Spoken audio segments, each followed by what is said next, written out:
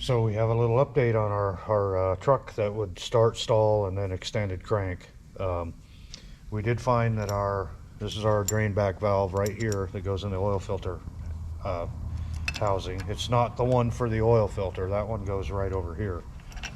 But so this fits right here like that. And then you have your bypass, oil cooler bypass valve that goes right here, and it's got a calibrated spring in it.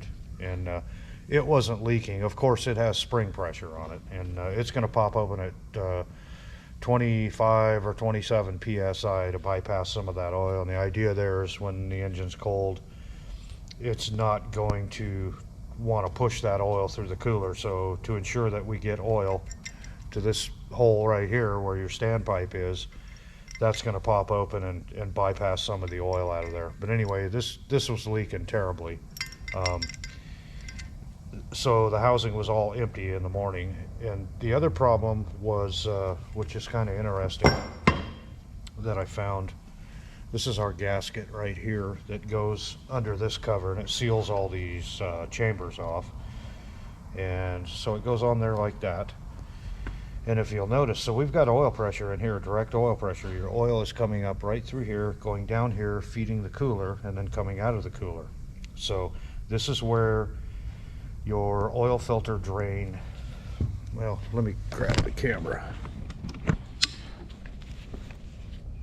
So this is your oil filter drain hole, and this this goes straight down to the block, to the deck on the block there, and then there's a hole machined straight to the crankcase. So when you take your oil filter off, you know you're going to drain the oil right down into the crankcase.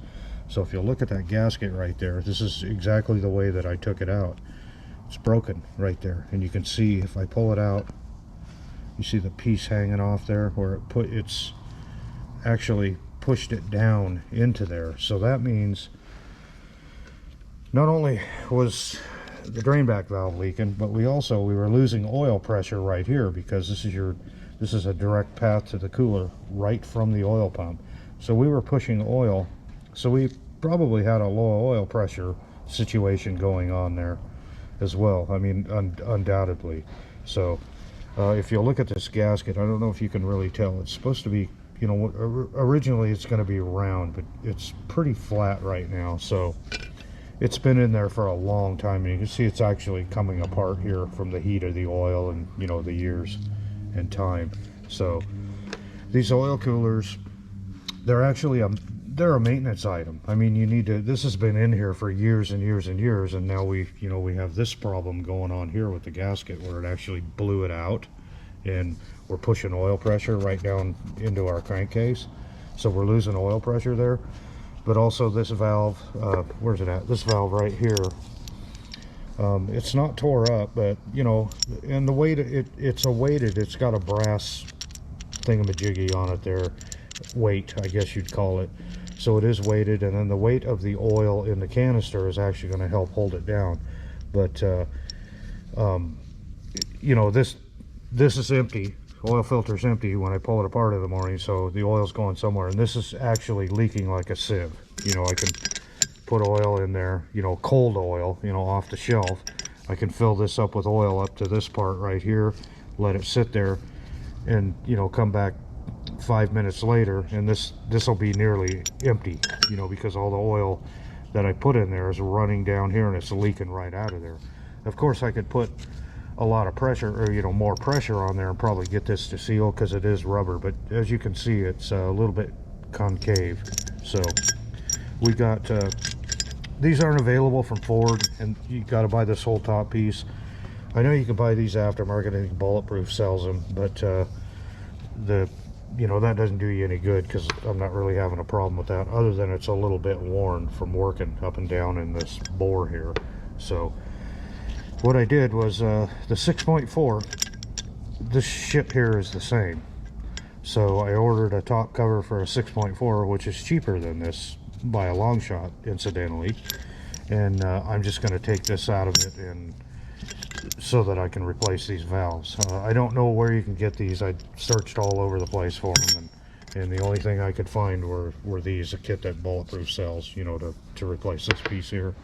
So that's what we're going to do with that. The other thing we have going on is as far as our reservoir being empty. So if you see now, I got some nice clean oil in there, and that's been in there overnight. And when I did my first test, because I have other things to do, you know, I'm going to test this thing.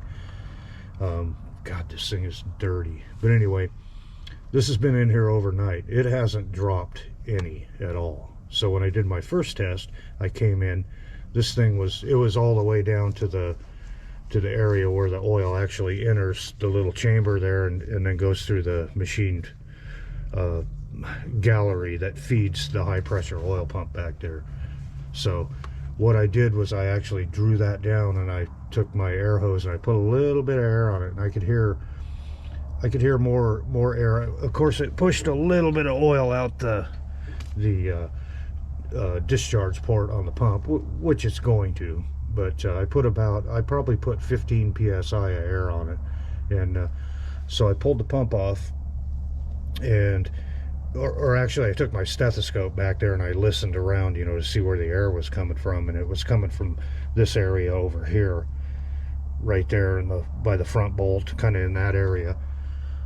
So I pulled it off there, and what I found, you know, there again, you know, everything's old on this engine. It hasn't been taken apart. So that suction washer in there, it was hard as a rock and flat as a pancake, and it was actually leaking there. So I put new O-rings on it. I haven't replaced the D-ring on the J-pipe there yet. I'm going to take that off and pull it apart and check my O-rings on my snap to connect there to make sure, you know, I may probably end up replacing the J-tube because I got it apart. But anyway, so I took it apart, I replaced the O-ring on it, torqued the pump back on, and then did this test again. And as you can see, my reservoir is it's still full.